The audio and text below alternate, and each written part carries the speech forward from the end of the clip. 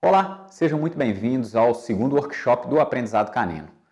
Meu nome é Max Macedo, eu treino cães desde 1992 e é um momento de muita alegria poder compartilhar com vocês o conhecimento que eu tenho adquirido no decorrer de todos esses anos. E a internet tem facilitado muito essas coisas, né? Isso tem coincidido com um aumento crescente de pessoas interessadas em aumentar o seu conhecimento sobre o universo canino. E isso é extremamente importante, porque somente através do desenvolvimento do conhecimento nós conseguiremos melhorar o convívio com os nossos cães. Os problemas que nós temos, de uma forma geral, com os nossos cães, e não são poucos, eu sei disso, eles advêm basicamente da falta de conhecimento que, sobretudo em nosso país, nós temos a respeito do universo e da mente canina. E isso tem uma explicação muito simples, que eu pretendo explanar com mais cuidado durante partes desse workshop. Isso tem a ver basicamente com a falta de cultura canina que nós temos no nosso país.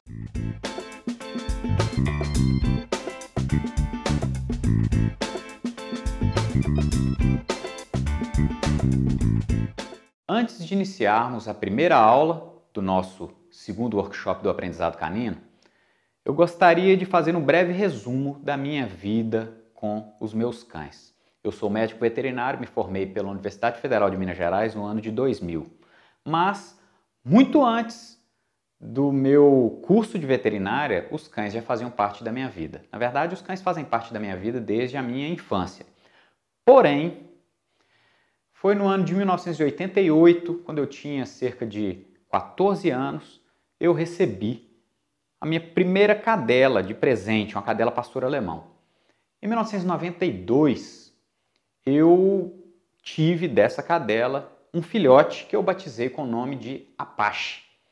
O Apache, vocês podem conhecê-lo, inclusive tem um link aqui embaixo, que mostra uma relíquia que eu tenho, que é a sua participação no Campeonato Brasileiro de 1997, a sessão de obediência dele nesse campeonato, que foi o quarto e último campeonato da sua carreira.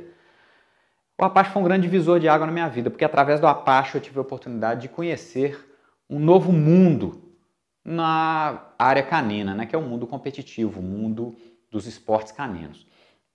Entrei nesse universo, isso virou um hobby, uma grande paixão. No desenvolver disso, me tornei figurante oficial de provas dentro do Brasil. Já comecei a formar novos figurantes, dar cursos de figuração, me destacando. Em 1998, tornei-me juiz de provas de trabalho da Confederação Brasileira de Sinofilia. Isso tomou uma proporção enorme na minha vida. Muitos, depois da minha formatura, me perguntam até hoje, né? Ah, Max, então você não exerce profissão não, né? Fazendo alusão ao meu curso de veterinária. De fato, é complicado a gente falar sobre isso porque nós temos, de maneira bem arraigada, que ser médico veterinário necessariamente tem que estar ligado a estar vestido de branco, com o estetoscópio e aquela imagem, né, aquele modelo mental pré-estabelecido do clínico. Mas a clínica é apenas uma das áreas da veterinária. O treinamento de cães, até então, não era uma área que poderia ser atribuída a veterinários. E eu posso me considerar o pioneiro no Brasil. Na verdade, eu fui o primeiro médico veterinário a me profissionalizar como treinador de cães no Brasil e a desenvolver tecnicamente no treinamento de cães de competição no Brasil. Hoje é muita satisfação para mim saber que existem inúmeros médicos veterinários se dedicando a desenvolver o seu conhecimento na área. Assim que eu me formei, eu tive a oportunidade de ingressar nas fileiras do Exército Brasileiro. Eu sou primeiro tenente da reserva do Exército Brasileiro. Entrei no Exército no ano de 2001 e saí das fileiras do Exército em 2008. O Exército foi uma grande escola para mim, escola de vida, e foi uma grande oportunidade para desenvolver outras áreas dentro do treinamento de cães que eu teria limitações para ter conhecimento caso eu vivesse apenas uma vida civil. O Exército me abriu as áreas, me abriu as portas, né, para a área da segurança pública, para trabalhar com cães de detecção de drogas, para trabalhar com cães de detecção de explosivos. Durante o meu período militar, eu fui convocado pela Secretaria Nacional de Segurança Pública para compor a primeira turma de condutores de cães de detecção de explosivos, formada oficialmente no Brasil, através de um convênio da Secretaria Nacional de Segurança Pública, a Senasp, com o governo americano, isso já visando esforços em 2005 para a segurança dos Jogos Pan-Americanos de 2007, que ocorreram no Rio de Janeiro. E logo após a minha saída do Exército Brasileiro, em 2008, eu fundei a Companhia de Cães, que é uma empresa dedicada integralmente ao desenvolvimento de atividades de segurança pública e privada com cães, desde treinamento de cães ao treinamento de pessoas, tanto das áreas públicas quanto das áreas privadas, para diversas finalidades correlatas à segurança. Nós lá treinamos cães para atividades policiais, treinamos cães para atividades de segurança privada, prestamos serviço para empresas de segurança privada com nossa equipe de cães, formamos pessoal, recebemos pessoas para realizarem cursos em nosso centro de treinamento. Nós temos um plantel específico de criação de cães, pastores alemães de linhagem específica para trabalho policial e para esportes competitivos. O nosso plantel, na verdade, nasce lá em 1992 e 93. Eu fui o pioneiro no Brasil na criação sistemática de uma linhagem de pastores alemães específica para atividades de alta performance policial e de trabalho. Então, nesse breve resumo, eu pude demonstrar o quanto que a minha vida nos últimos 20 e poucos anos foi extremamente dedicada ao desenvolvimento técnico. E isso não poderia ocorrer sem que houvesse não só dedicação e entrega de tempo, mas de muito estudo. E esse é um bom momento para poder, através desse dispositivo que é a internet, disponibilizar esse conhecimento que eu tenho desenvolvido durante todos esses anos de uma maneira mais pública, já que até então isso ficava muito restrito ao tempo e ao espaço.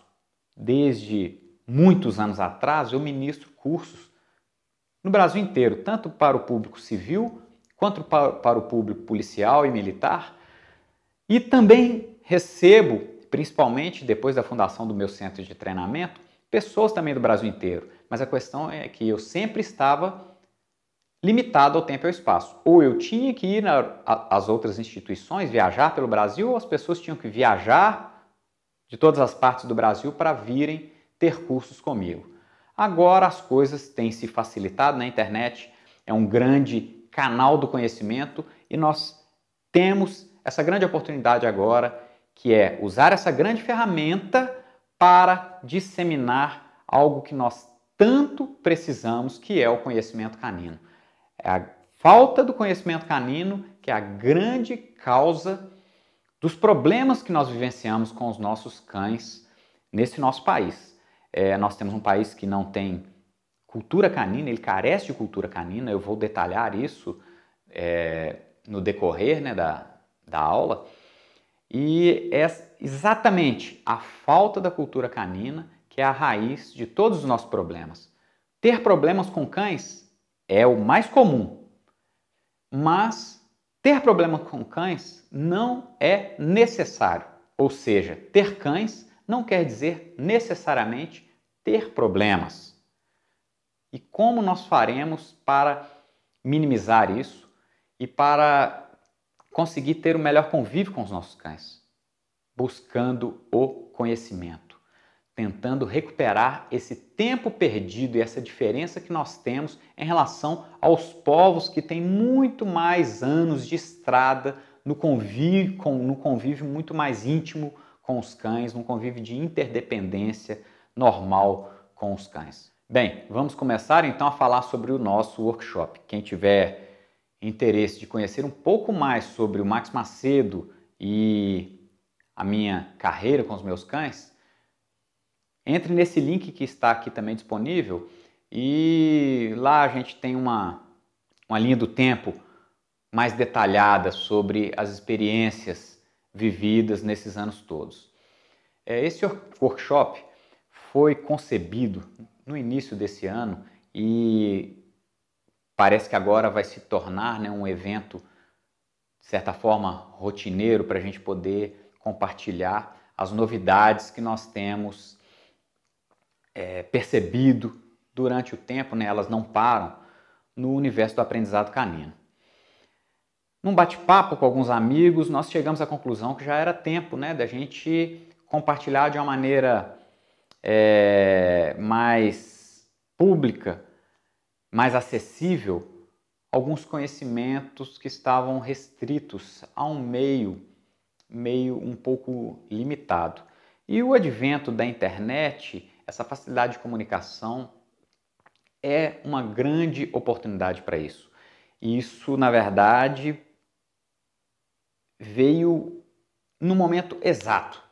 Então, nós aproveitamos o momento da facilidade de comunicação, com esse acúmulo de conhecimento que estava um pouco restrito a um pequeno grupo de treinadores que estão à frente aí no nosso país, e esse desejo que eu tenho que isso não fique restrito a esse pequeno grupo de treinadores, porque todos ganham quando o conhecimento é disseminado. Mesmo esse pequeno grupo de treinadores, se o conhecimento estiver disseminado, esse pequeno grupo de treinadores vai sofrer resultados positivos com isso. Nós temos, então, que mudar o que a gente chama de cultura canina no nosso país. Essa é a minha missão, poder contribuir com a melhoria da nossa cultura canina, que é o nosso grande limitador, é o que faz com que o nosso desempenho em esportes caninos seja tão baixo quando comparado com o desempenho dos estrangeiros, sobretudo os europeus, com que o desempenho dos nossos cães de atividade policial seja tão baixo em relação ao desempenho dos cães de polícia da Europa. E nós não podemos perder essa oportunidade. Fico muito feliz de poder estar aqui. E assim, também é muito importante eu deixar bem claro que eu tenho algo muito específico do meu perfil, da minha personalidade. Quando a gente fala de aprendizado, quando a gente fala de comportamento animal, para muitas pessoas, principalmente na atualidade, que é um tema que tem vivido um boom. Na verdade, hoje nós vivemos um momento de grande expansão dos estudos de comportamento e da publicidade desses estudos. A grande questão é que boa parte das pessoas pensa que comportamento animal está sempre relacionado ou à análise de comportamento dos animais na natureza ou à solução de problemas comportamentais cotidianos. Mas, na verdade, o termo comportamento animal ele é muito mais abrangente. Então, nós temos áreas importantes dentro do comportamento animal. A análise do comportamento animal em seu estado natural, a solução de problemas comportamentais, a área clínica, a área da cognição, do aprendizado. E tem diversas áreas do comportamento, cada uma com a sua importância. Mas a minha missão, ela está focada no desenvolvimento do comportamento normal e no slogan que eu carrego comigo, que é o donos são e cães são. Então eu quero trabalhar com a prevenção, através da conscientização, através da informação, do conhecimento, de tal forma que a gente consiga preparar melhor as famílias para receber os cães, possamos ter cães saudáveis, não só fisicamente, mas cães saudáveis mentalmente, para que através de todo esse modelo de prevenção nós evitemos problemas futuros. Reconhecendo a existência de tantos problemas no convívio com nossos cães no dia a dia, nós precisamos então de traçar um plano para solucionar esses problemas. Tudo bem, porém nenhum plano sistemático de ação deve ser tomado sem primeiro conhecermos bem a nossa situação. E qual é a nossa situação? Nós temos que entender um pouquinho da história para que a gente compreenda o porquê que nós vivenciamos os nossos problemas. Isso tudo começa em parte da história da humanidade. Vamos conhecer um pouquinho da história do adestramento de cães pelo mundo, um pouquinho da história do adestramento de cães no Brasil, para a gente compreender o que está acontecendo com os nossos cães hoje, no nosso dia a dia, principalmente nas grandes cidades que cada vez mais se adensam e verticalizam. O treinamento de cães no mundo é algo historicamente relativamente recente. Na verdade, a gente tem uma série de acontecimentos históricos alinhados ou paralelos que têm correlação entre si e vão nos dar um entendimento melhor sobre tudo que tem acontecido hoje em dia. Em 1872 é o registro que a gente tem do primeiro livro de comportamento animal da história, que é o livro do Charles Darwin, que inclusive eu comento sobre esse livro em um dos meus vídeos no meu canal do YouTube, está aqui embaixo o link. A expressão das emoções nos homens e nos animais. É o livro do Charles Darwin, 1872. Pouco depois, em 1884, é fundada em Berlim a primeira escola militar de treinamento de cães. Pouco depois surge Francis Galton, que é um primo de Charles Darwin, com a teoria da eugenia. Em 1899, o capitão Max von Stephanitz, um veterinário do exército alemão, concebe o que a gente chama de raça pastor alemão e cria na Alemanha o Clube para o Desenvolvimento da Raça Pastor Alemão, a SV. Os anos vão se passando, aqueles conflitos que existem ali na disputa pela região da Alsácia e Lorena se agravam e há a eclosão da Primeira Guerra Mundial em 1914.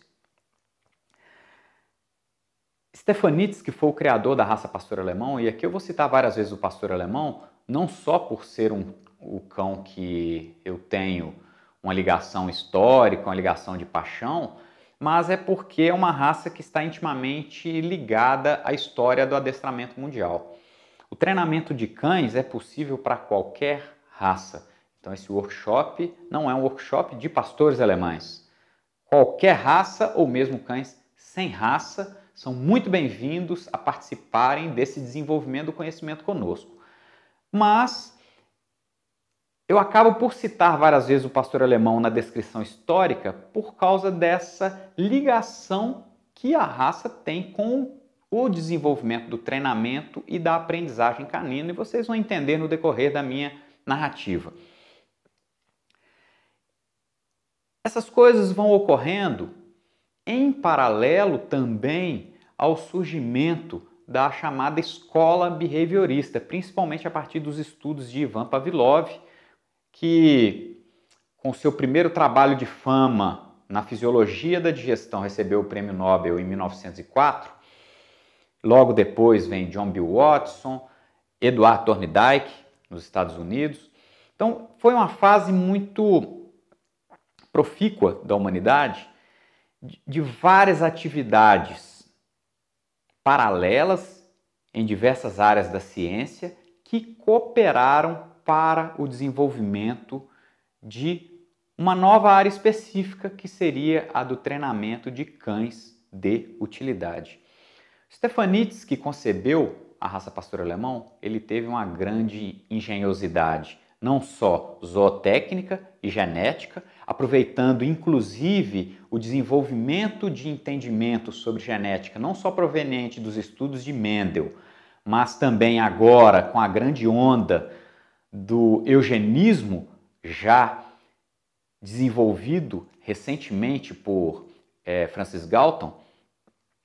Mas Stefanitz também teve uma grande capacidade política de disseminar nas unidades militares e policiais do interior da Alemanha esse cão que ele estava com tanto cuidado desenvolvendo como uma nova raça alemã com tanta capacidade de aprendizado e de trabalho. Em 1910, um outro militar do exército alemão, chamado Konrad Most, escreve aquilo que seria o primeiro manual de treinamento de cães da história, que é esse manual aqui. Já é uma versão em inglês, está facilmente disponível na internet. Em 1910 ele foi lançado e esse é o grande ponto de partida técnico para o treinamento de cães no mundo. A Primeira Guerra Mundial é deflagrada. Em 1918, quando termina a Primeira Guerra Mundial em 1918, com a entrada das forças americanas no território francês, ocorre um outro fato importante que eu narro num vídeo específico sobre a história do Rin Tin Tin. Então, em 1918, as tropas americanas entram na França para libertar o povo francês e, num canil destruído, num vilarejo destruído, onde as tropas alemãs saíram, deixaram lá um canil com 36 cães mortos. Quem quiser conhecer bem essa história, basta entrar no link que está aqui abaixo. E esse cão Rin Tin Tin, que foi um cão que existiu de verdade, nascido em 1918, fez uma grande história no cinema americano. E essa história no cinema americano, que teve grande expansão a partir de então, impactou o mundo inteiro no desenvolvimento do cinema. Rin Tin Tin foi responsável por tirar da ruína os estúdios da Warner Brothers, mas também Rin Tin Tin foi responsável por não só propagar o pastor alemão para o mundo inteiro.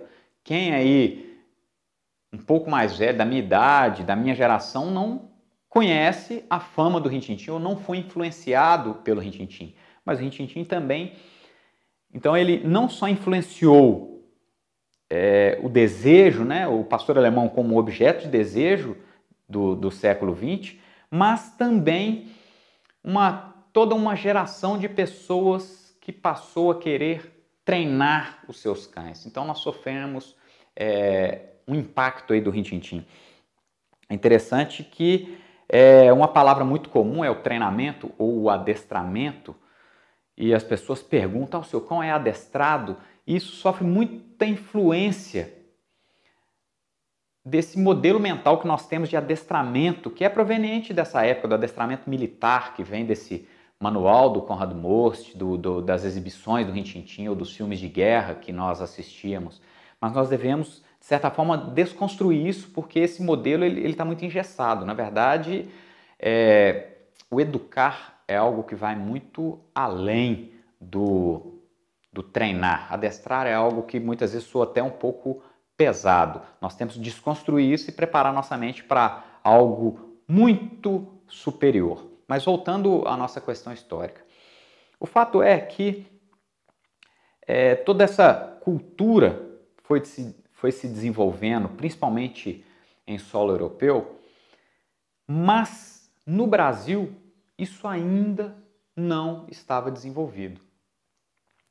Só para vocês terem uma ideia, a primeira escola de preparação e treinamento de cães para a finalidade militar dos Estados Unidos foi fundada apenas em 1935. Isso já com rumores de algum conflito futuro, aí a Segunda Guerra Mundial já quase prestes a eclodir. Então, os Estados Unidos só utilizaram cães de utilidade em guerra na Segunda Guerra Mundial. E o Brasil, que a Força Expedicionária Brasileira foi integrada ao 5º Exército Americano, ele muito provavelmente teve contato com o emprego de cães na guerra apenas lá no teatro europeu, nas regiões italianas onde o Brasil lutou.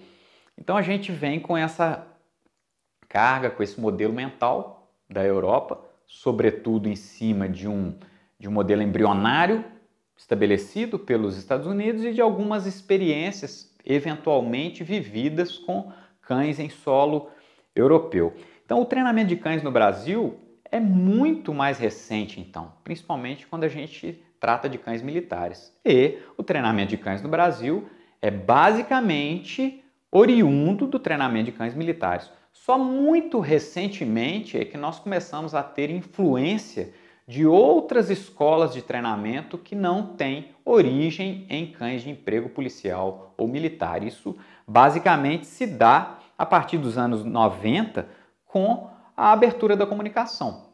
Internet e a facilidade de ir e vir que a gente teve de lá para cá, que nos propiciou isso. Agora, o que acontece a partir da Segunda Guerra Mundial? Por questões políticas no nosso país, né, o êxodo rural aumenta muito, então as pessoas começam a se mudar do campo para as cidades começam a crescer cada vez muito em velocidade galopante. Depois disso, as cidades começam não só a crescer em densidade, mas começam a crescer em verticalidade. Porém, as pessoas queriam trazer alguma lembrança dos seus tempos de campo. No campo, nas fazendas, os cães já existiam com os brasileiros, nas caçadas, como cães pastores. Mas nas fazendas, mesmo com a falta de qualidade de conhecimento e conhecimento técnico para educação, para treinamento, os cães não ofereciam grandes dificuldades para os fazendeiros. Por quê? Os cães tinham espaço, liberdade, tinham muito exercício físico e tinham alguma função, eles se encaixavam e viviam em harmonia naquele ambiente. Agora, a partir do momento que o ser humano passa a migrar para um ambiente confinado, para a cidade, ele quer trazer algo que o relembre os seus bons tempos junto à natureza. E aí traz consigo pássaros, gatos, cães. A grande questão é que os ambientes vão cada vez mais diminuindo, se confinando. Os cães vêm, mas não tem mais o espaço e a função que tinha antigamente. Da mesma forma, o ser humano cada vez menos tem tempo para se dedicar ao convívio, à atividade física junta. Então, nós criamos um verdadeiro caos a partir dos anos 50 no Brasil. Isso vem crescendo, crescendo, crescendo, e hoje a quantidade de cães vivendo em apartamentos é muito grande. Eu acho que com essa breve narrativa, talvez eu tenha conseguido descortinar um pouco das origens de todos os problemas que nós temos vivenciado. Nós temos, na verdade, uma pequena bomba relógio na mão. Nós temos cães ávidos por exercício, confinados em ambientes muito menores, né, do que eles realmente necessitam, e ao mesmo tempo proprietários que não têm tempo para dedicar aos seus cães, porque a carga de horário é muito grande e normalmente trabalham fora, diferentemente do tempo de fazenda, que os cães acompanhavam o ser humano para as caçadas ou acompanhavam o ser humano para as atividades pastoris. Uma outra contextualização que é importante de se conhecer é que, sob o ponto de vista técnico, o treinamento de cães no mundo passou por 3 grandes fases. Na verdade, a terceira fase nós estamos nela, estamos em pleno desenvolvimento dela ainda. A fase A primeira fase podemos considerar que se iniciou no lançamento do livro do Konrad Most, que é esse que eu citei anteriormente. Denomina-se treinamento negativo, ou como o próprio Konrad Most cita no livro dele, treinamento compulsivo, onde o cão experimenta a compulsão, ou experimenta o negativo, ou experimenta o aversivo, até que exiba o comportamento desejado. Quando então, assim que exibiu o comportamento desejado, né, ele é aliviado daquele elemento aversivo. Bem, esse tipo de treinamento, ele perdurou durante a maior parte do século XX. É uma maneira de se enxergar o treinamento de cães que foi assim, dessa forma, sustentado justamente porque a ciência do comportamento ela ainda estava numa fase muito primitiva de desenvolvimento, né? As neurociências ainda não estavam bem desenvolvidas, a neurofisiologia não era bem conhecida e muitos bons resultados eram atingidos. O que se observa no treinamento negativo é que, primeiro, o cão trabalha de maneira muito confiável, muito responsável, né? Muito séria. E, de certa forma, em algumas coisas, consegue-se resultados num curto espaço de tempo. Porém, principalmente aproveitando-se do desenvolvimento da escola behaviorista, e aí como um grande nome, né, temos Skinner, Karen Pryor, que inclusive trabalhou com Skinner no Havaí no início dos anos 50, talvez seja a grande mola mestra do que surgiu a partir de então, denominado treinamento positivo. O treinamento positivo veio como uma onda avassaladora, irreversível no mundo inteiro a partir de então. Karen Pryor trabalhava com mamíferos aquáticos, golfinhos, baleias, inicialmente no Sea Life Park no Havaí, e naturalmente com essas espécies não é possível fazer qualquer tipo de trabalho por via negativa ou por via aversiva. E o fato é que, com seus resultados e com seus experimentos, e com a ciência sendo desenvolvida cada vez mais, ficou cada vez mais claro que o aprendizado motivado, o aprendizado pela via puramente positiva, ele é extremamente mais produtivo. Quando não estamos sob efeitos do estresse ou da ameaça, o nosso cérebro ele se abre para o mundo, né? Ele se abre para as possibilidades de resolução de problemas. E o fato é que o treinamento puramente positivo se desenvolveu muito e praticamente dominou o mundo.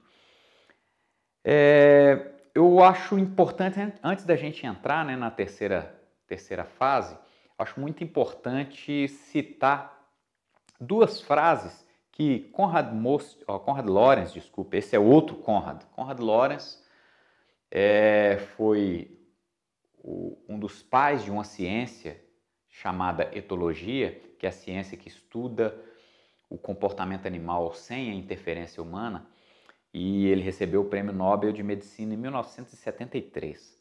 Konrad Lorenz fez o prefácio à reedição do livro A Expressão das Emoções dos Homens e dos Animais, que eu citei, que foi o primeiro livro de comportamento da história, um livro de Charles Darwin, de 1872. Então, no seu prefácio, Konrad Lorenz cita duas frases de um provável diálogo entre dois de seus mestres, preceptores. Um deles, mais pessimista, desapontado com as recentes inovações descobertas da ciência que se sobrepunham às suas descobertas anteriores, disse o seguinte: a verdade de hoje nada mais é do que o erro do amanhã. E aí, fazendo um contraponto, um outro cientista mais otimista, de nome Otto Köhler, respondeu o seguinte: não, meu caro, a verdade de hoje nada mais é do que uma particularidade do amanhã. E de fato, na ciência, isso é muito comum. Determinadas descobertas ou de determinadas crenças, num determinado momento, passam a ser desconsideradas ou tratadas como obsoletas, porém, daí a alguns anos, elas ressurgem, porém de forma mais sofisticada e melhor interpretada. Da mesma forma, tem ocorrido no treinamento de cães. O treinamento de cães pela via puramente compulsiva, ele, apesar de, por trabalhar com estresse, o cérebro se fecha e a capacidade de solução de problemas diminui. Isso é uma grande desvantagem. Mas tem uma questão a ser considerada. Apesar disso tudo, os cães naquela época trabalhavam e eram confiáveis. Isso fez alguns pensadores mais recentes tentarem lidar com esse paradigma. E o treinamento puramente positivo, ele trouxe uma onda de desenvolvimento de possibilidades riquíssima. E os cães aprendem, não só os cães, todos nós, todos os seres vivos, na verdade, né, aprendem com uma facilidade enorme. Quanto mais positivo é o aprendizado, maior é a qualidade do aprendizado. Porém, sempre ficará uma margem para a perda de controle ou para a falta de confiabilidade. E aí, pegando carona, né, nessas frases que eu citei, não só grande treinador, mas na verdade talvez o maior pensador do mundo do treinamento nos últimos anos, o belga de nome Bart Bellon, que praticamente todos do meio o conhecem, já esteve no Brasil algumas vezes, desenvolveu um novo pensamento sobre o treinamento, ressuscitando algo do entendimento do velho e bom Konrad Most, mas é lógico, né, sem deixar de ter como base, como colchão fundamental, a visão de que o treinamento positivo é algo completamente indispensável.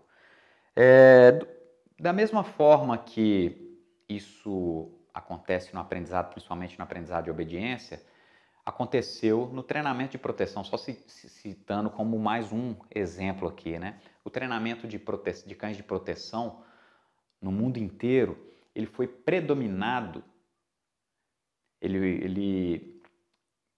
nele predominou o treinamento pela via da utilização da defesa. Até que, principalmente nos anos 70, e isso ficou marcado com o lançamento desse livro, um treinador, também um grande pensador de nome Helmut Heiser, em 1979, ano em que ele foi campeão alemão pela primeira vez de cães de trabalho, lança essa pequena grande obra, que é considerado o grande divisor de águas no treinamento de cães de proteção no mundo. Heiser trouxe da ciência da etologia aquilo que os treinadores da época não conseguiam interpretar e trazer de forma digerida e aplicável ao treinamento de cães. Basicamente, Heiser aumentou o aproveitamento dos cães porque ele passou a utilizar sistematicamente o que na etologia clássica denominava o impulso de caça, ou muitos conhecem no jargão do treinamento como prey drive. E depois de Helmut Heiser, o mundo no treinamento de proteção, passou a vivenciar uma nova fase do treinamento de cães de proteção, que é a chamada fase da caça. E nós ainda somos extremamente influenciados por essa chamada fase do treinamento da caça.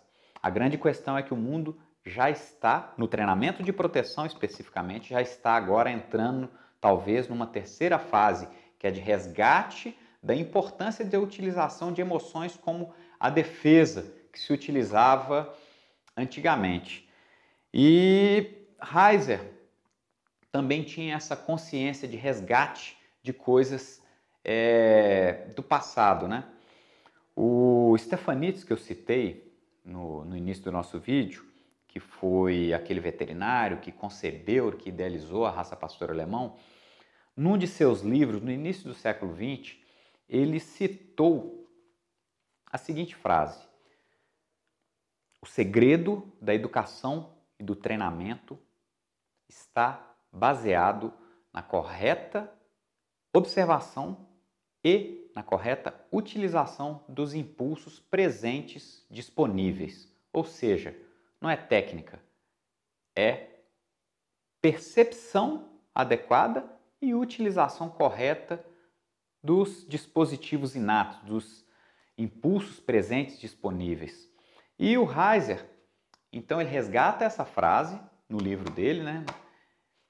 Dizendo o seguinte: se quisermos então seguir as palavras do Stefanitz, devemos utilizar esses impulsos. Então eu cito esses dois exemplos como Helmut Heiser e o Bart Bellon como dois grandes pensadores mais recentes que têm influenciado a entrada nessa terceira fase do treinamento de cães, seja para obediência, seja para proteção, seja para outras funções.